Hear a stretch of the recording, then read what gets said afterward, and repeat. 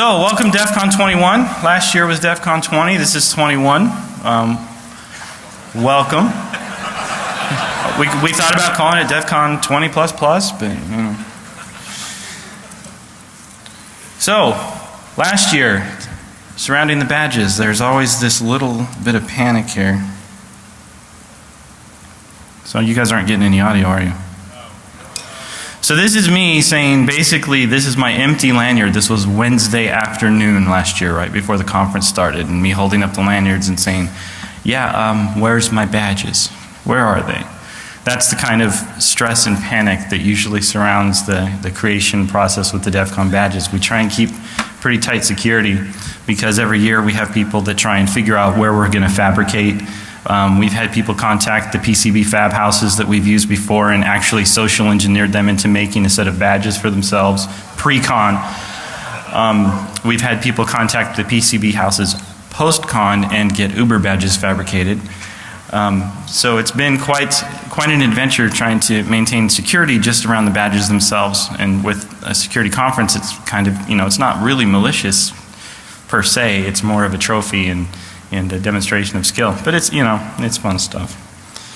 So this year, I've had quite a few discussions with Jeff, Dark Tangent. For those of you who are not familiar with some of the traditions and things surrounding DEF CON, how many of you have been to DEF CON for more than 5 years? So the noobs outnumber the seasoned vets here by quite a number based on the hands that you guys have been raising. So one of the things that you'll notice with the DEF CON iconography is we've traditionally had a series of 3 what I call pips associated with us, which are the rotary dial. Those of you in high school, you know what that is, right? Yeah. So if you see the goon badges, the rotary dial actually is a brass knuckle. But so hello. So the rotary. Are you getting this? It sounds like when I talk it cuts out. The rotary dial was part of our culture because back in the day when we didn't have yield internets, we were all using BBSs and phone lines, and as a poor kid on a Commodore 64 with a 300 baud modem, the only way you could connect to anybody else was to dial up. And so it suddenly became valuable to get these Sprint and MCI codes to be able to reach out and touch your friends, you know, on, you know, FidoNet and all these other BBSs. So it became a really big part of hacker culture to be able to get free long distance. The smiley face with the skull and crossbones has become kind of ubiquitous with DEF CON as well, and kind of our traditional symbol. It kind of ties into the whole piracy security aspect. And then of course the floppy disk, and again all you high school guys out there, you know what that is, right? Yeah. And then its later cousin, the click click click click click disk. Oh wait, I mean zip disk. Yeah. You guys all remember those, right? How many of you have a pile of those somewhere in like a back closet? Yeah. Anybody still using one? Yeah. I'm sorry. So I was talking to Jeff and I said, you know, we've got these symbols that are on our lanyards, they're on our programs, they're on everything, and half of them haven't really kept up with the times. It's more just a tradition. We need a 4th. We need to round out the trifecta here. And so I asked Jeff's permission to introduce a new symbol that will become part of the DEF CON iconography. And I did this pre all of the Snowden garbage that's going on right now, which is really scary that it happened on the timing. And so I've introduced the keyhole. Now when I went to Jeff with the keyhole, I said, I think it's timeless. And it fits in several different aspects of our hacker culture. I said, first of all, we've got physical security. We do the lock picking stuff. The lock is indicative of that. Locks and keys and keyholes are also usually represented to represent cryptography. So I think that we've got the crypto aspect. And I said they're also surreptitious observation a lot of times, peeking through the keyhole, listening at the keyhole. A lot of mystery novels you'll see will have the magnifying glass and then a keyhole and the guy, you know, up there, or you'll see the eyeball peeking through. So I thought that it was appropriate to introduce. And so from this point forward, when we do all of our designs and everything else, instead of the 3 circle symbols, we will have the 4th. So you guys are really quiet.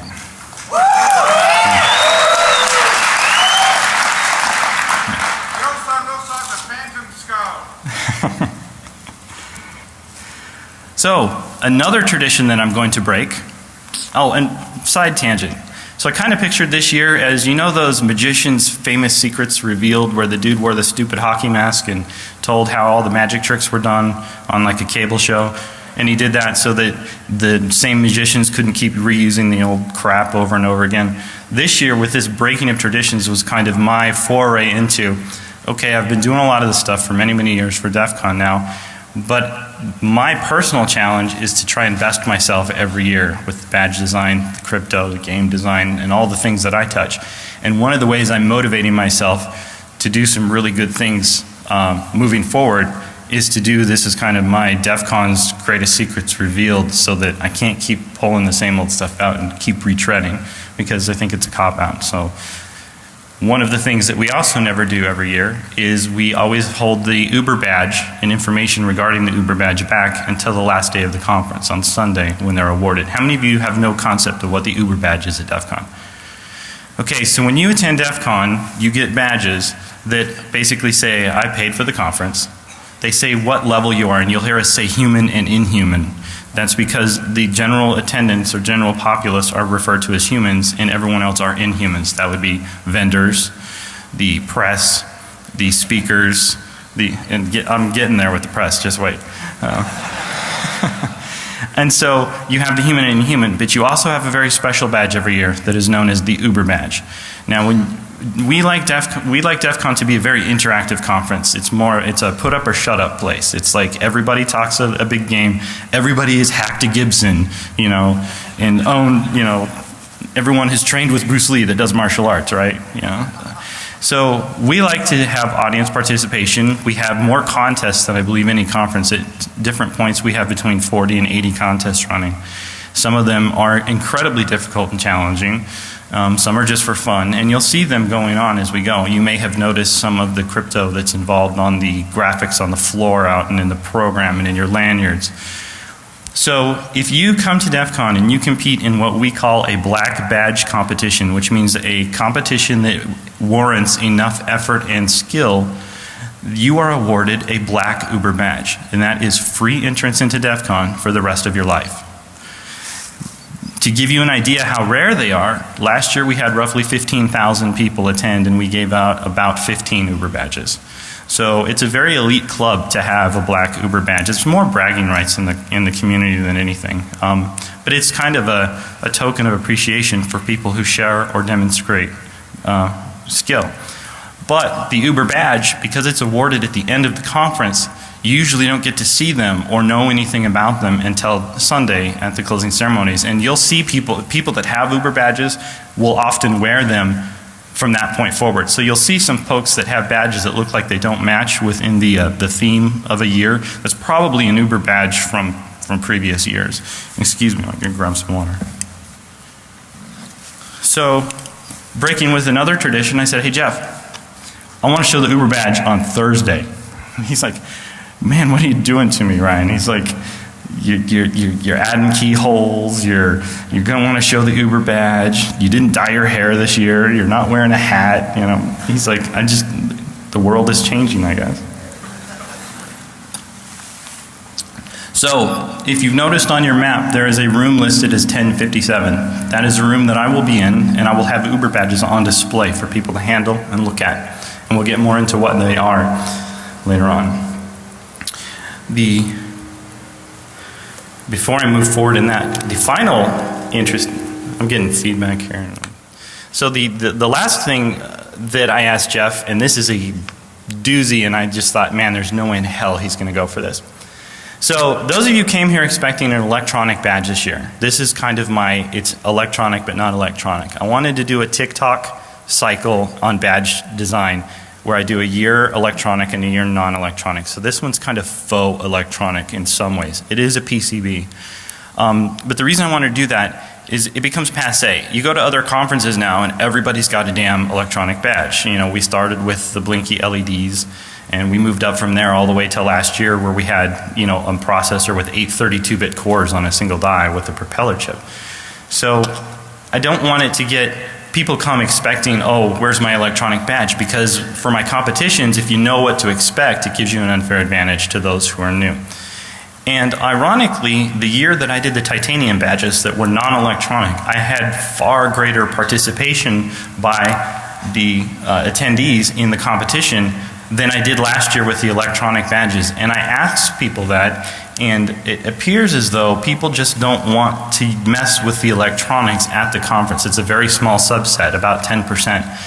Because if you're not familiar with an architecture or the language or the tool chain for a new chip, you don't want to come to DEF CON and use up your 3 days here, you know, sitting at a laptop trying to figure that out. So I went to Jeff and I said, you know, one of the really iconic parts of DEF CON is the badge. And we keep it secret every single year until the conference starts. And I go, I want to tell them about DEF CON 22's badge at DEF CON 21. So that they have a year to prepare. And he didn't get back to me for a while. He said he had to think about it. And he said, you know what, let's give them partial information. Let's give them a little bit of information because next year's badge will be an electronic badge. The games will be every bit as intense as they are this year and as they were last year and the year before. But we want people to be able to get exposure to the tool chain and the chip and the architecture. So we're also going to release a monthly blog that's kind of a mini how-to on how to develop or program for those of you who are just straight coders for what the badge will be next year. We won't give you the details and specs on what it does. I had prepared to announce what that architecture was today, however I was told, and it was actually pretty exciting because it's a processor that is not yet released. And I was going to be able to say, hey, we're going to be one of the first groups to get our hands on this new architecture. I've just been told that based on their last engineering run, they're not quite sure they will be able to deliver chips to me in time to get next year's badge produced. That being said, I've got to wait to tell you what that architecture is because if they can't get me that architecture before next year, then obviously I can't do it. So I can neither confirm nor deny that. I've actually kind of set a deadline that by December this year, if that information hasn't been released, if they haven't told me that they can source that chip for me by December, then I'm just going to pick a different architecture. And I can tell you that my fallback architecture will most likely be an MSP 430 or something in that series from TI. So anyway, secret information, you're already seeing, it's kind of like my doc dump. You guys have like hacked into my system and you're getting all my secrets and my information. So I'm going to have to go back and rethink my security cycle, I guess. So here on the screen you'll see some of the CAD work that was done for the Uber badge this year. And I normally use Altium for my design stuff, for those of you who are familiar with the toolchain. But I wanted to use software that would be able to be accessible for free to everyone. So all of the badges this year were actually designed on the free version of Eagle. And for those of you who do design work, that you know that's like slamming your nuts in a door over and over again. It wasn't fun, and I found some really cool errors in Eagle.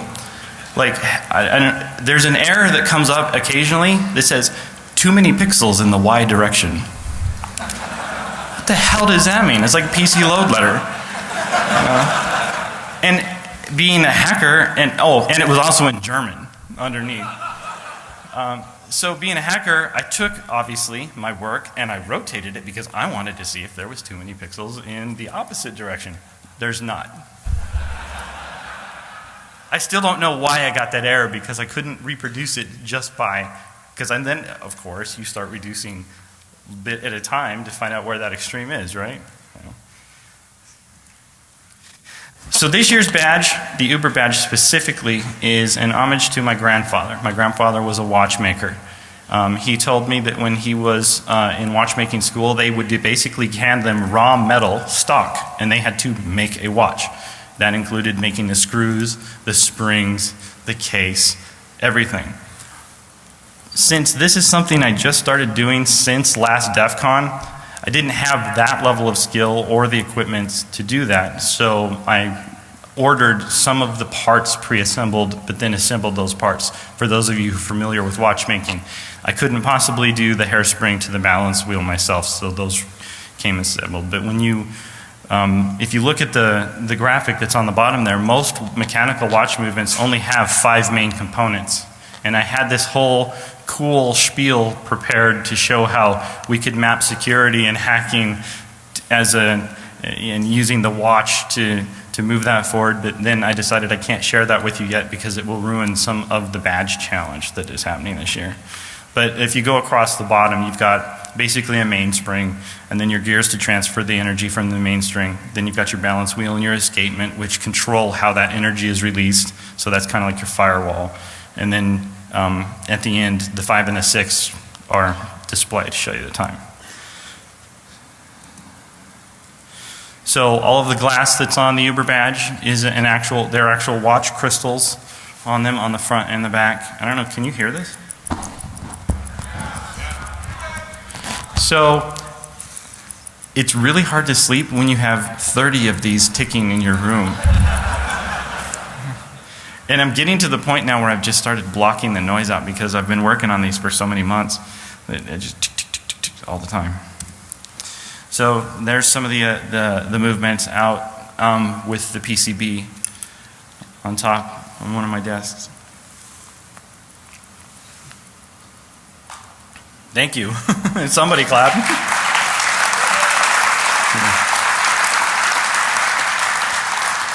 Yeah, they were just a little bit of work. So all of them were hand assembled by myself for the Ubers. And that's why I can only do the Ubers like this, because there's no way I could possibly get 15,000 badges done for all you guys. Sorry. There's a few more pictures, and I'm going to leave that one up there for a minute in case anybody is participating in the badge challenge, because I thought they might want to get a picture of the code that's on the back there.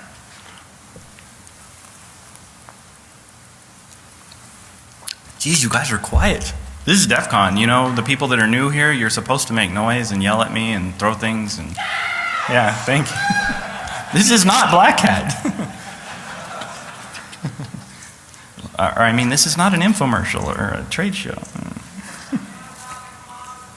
What's that?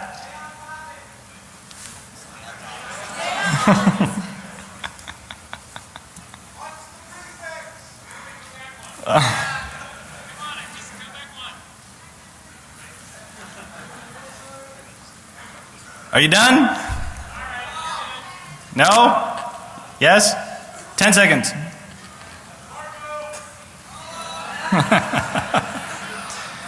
By the way, the copper that's underneath the solder mask doesn't quite show up in the picture, just FYI. Some of you may have noticed that on your own badges. There's some, well, we'll get to that in a minute. So, one of the other things we did this year, more variations on the badge than ever. So up until the time I started doing the badge design, we always did, here's your human badge, here's your press badge, here's your speaker badge, and there was only one human badge. So I started, because I'm a masochist I guess, doing multiple human variant designs to give you guys some variety and flavor, and it gave me more of a palette space for the crypto challenges that I was creating for you guys. So this year there are more. I won't tell you how many because that's part of the game, is for you to figure that out. There are more human variations than we have ever had. In addition to that, and there's us doing some of the sorting of the badges to make sure that when we distribute them, there was a mixture, because last year actually, the registration desks were taking the boxes as they came in, and of course, even though there were multiple designs, they came grouped together. So all of a particular badge were going out like on Thursday and all on Friday, and it prevented people from moving forward in the game because they couldn't find the other variants. So we actually hand mixed up all of the badges this year. Yeah.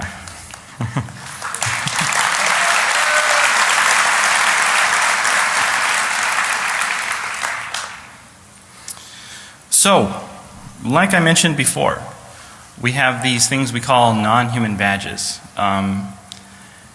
You will notice that all of the non-human badges this year are in fact face cards, with the exception of one. And that would be the press badge.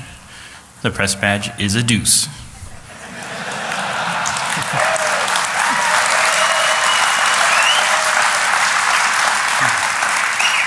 And for the slow kids in the audience, that is my fuck you to the press.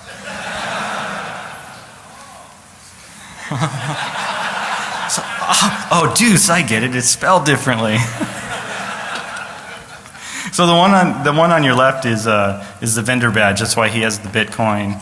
The one in the middle, you got to kind of figure it out. But the base behind him is a G&L base. So there's a little bit of a hint. So I added 2 new card types because no poker game would be complete without the ability to get the hack hand. So I introduced the hacker card and the crypto card in place of the 2 jokers. So now if you get the hacker, the crypto, an ace and a king, you have the hack hand in your playing hand. So the intent there was to add some variation to other card games and things like that. By the way, those of you who have purchased some of those decks, they came with 2 hackers in them because they did a misprint, because everything I do seems to get screwed up in production somehow. We actually got the crypto cards printed and overnighted, and we have them. I'm going to have them in my 1057 room. So if you bought one of those decks, bring it in there, show me the deck, and I will give you one of those crypto cards. So there's your hack hand.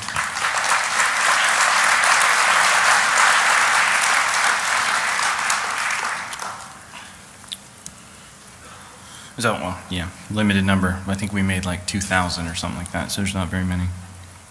In fact, if you guys like them, we may just do a blank run for next year or whatever. So, big things in store for next year. So, I've already been talking with Neil, and we've been talking with DT. We think we've got a theme picked out.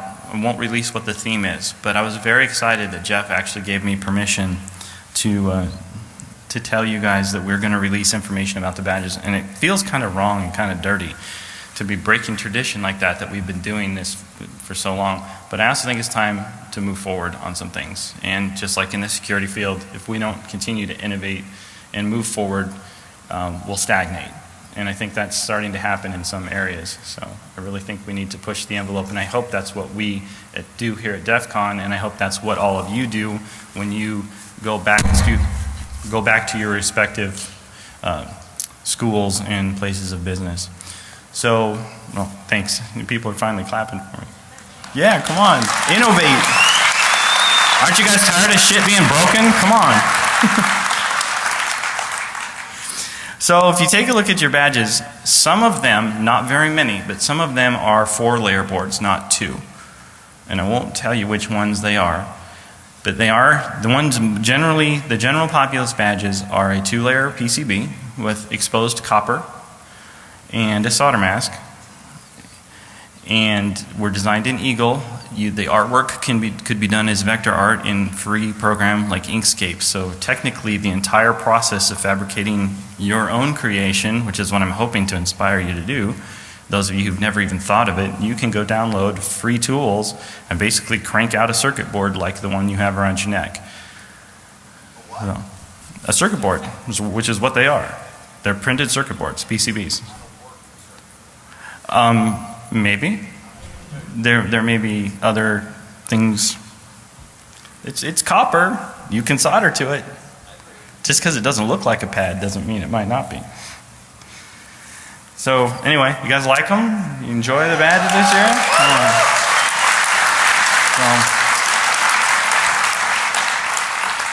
You guys make the con for me. You do. I put a crap ton of work into the stuff that I do. It's a unique challenge to design cryptography puzzles that are designed to be broken with a temporal space of about 3 days. For smart people like you, because you're all smarter than I am, and you are. Like, I'm just like this retard in my closet with a soldering iron and coding, and I slap stupid crap together, and I come here to DEF CON and I barf it all on onto you guys, and you guys go and you actually solve this stupid crap that I put out there every year.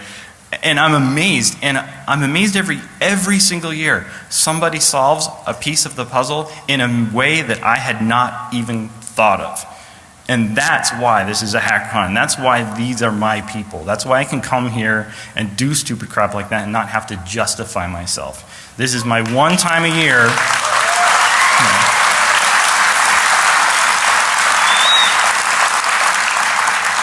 This is my one time a year I can go in a large group like this and not feel like that odd duck, or like I have to explain my t-shirt, or I have to explain why I did what I did. And I hope you all feel that way too. And the whole, and for you guys that are new to DEF CON, everything that I do in these contests is designed to make you interact with each other, because I know most of us tend to be introverted based on personality types that gravitate towards certain fields.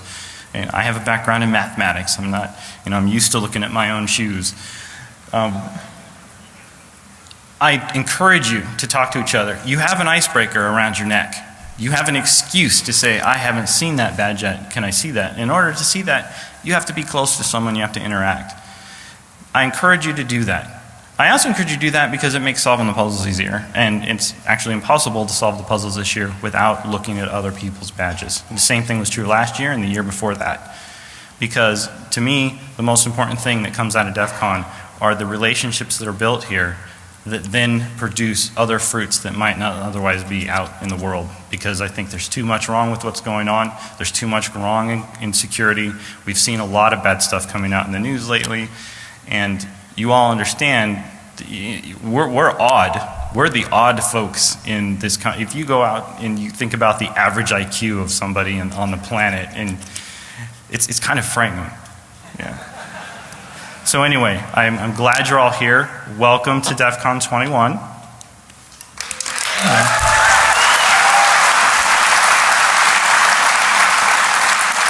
You're going to have to be more lively than this for your other speakers. This is just the opening ceremonies, but the speakers here enjoy it. You'll have speakers up here that will be drinking while they present. They're going to want to talk to you, and if somebody starts talking bullshit in one of their speeches, call them on it. That's why we're here at DEF CON. Okay? So welcome. Have a great time.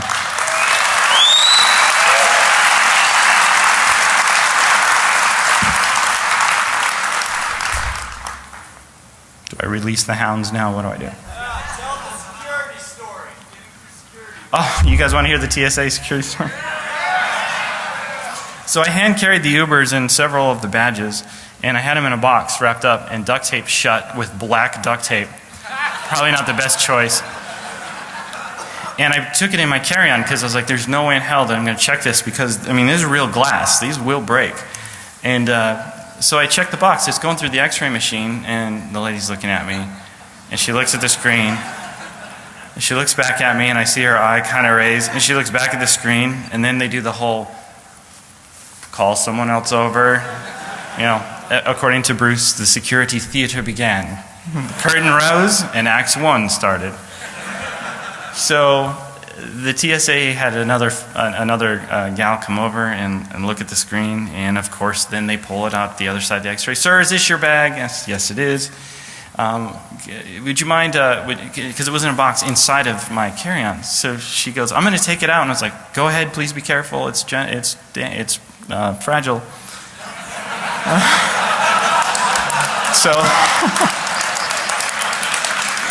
So don't ever tell TSA something's fragile. Because they take that to mean explosive, I guess. I don't know, because, So they open up my bag, and once you open the bag, then you can start to hear the ticking noise that's going on.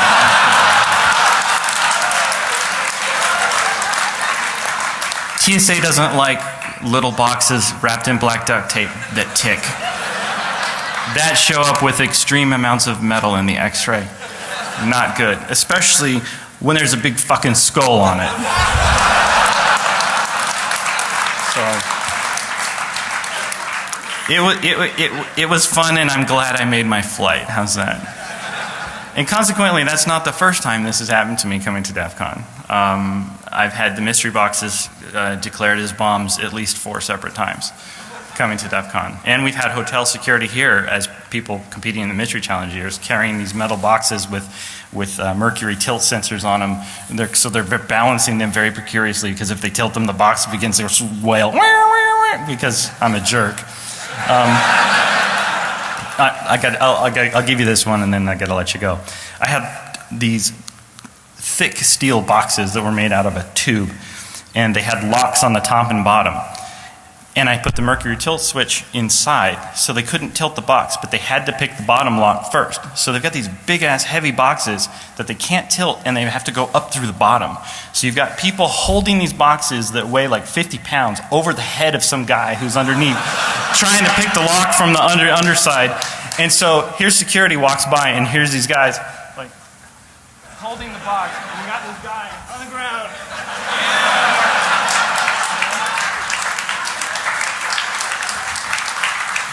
And there were blinking lights on the outside. Looked like a bomb.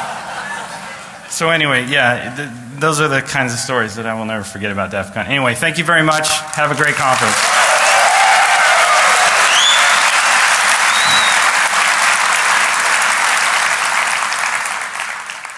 So, welcome DEF CON 21. Last year was DEF CON 20. This is 21. Welcome. We thought about calling it DEF CON 20 plus plus, but you know.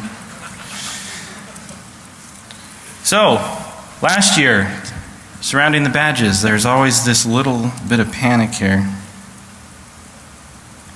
So you guys aren't getting any audio, are you? So this is me saying, basically, this is my empty lanyard. This was Wednesday afternoon last year, right before the conference started, and me holding up the lanyards and saying, yeah, where's my badges? Where are they?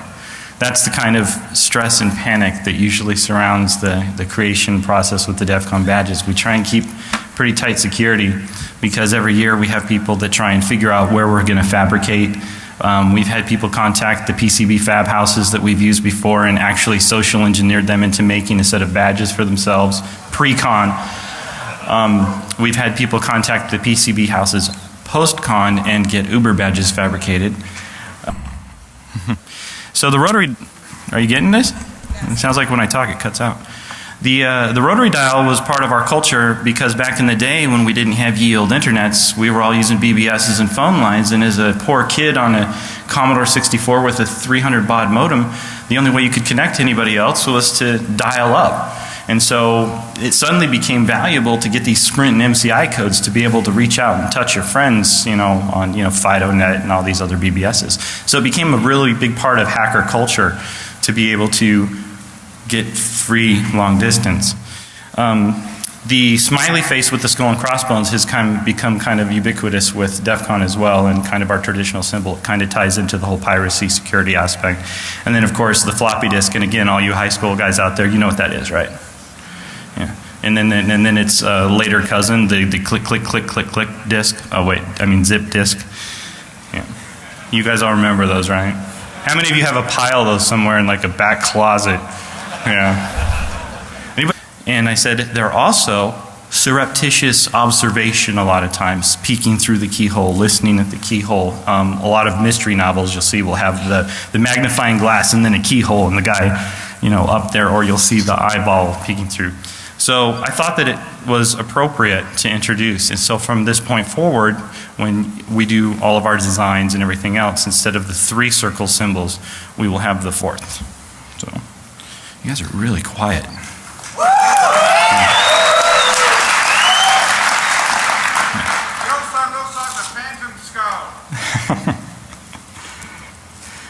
So another tradition that I'm going to break. Oh, and side tangent.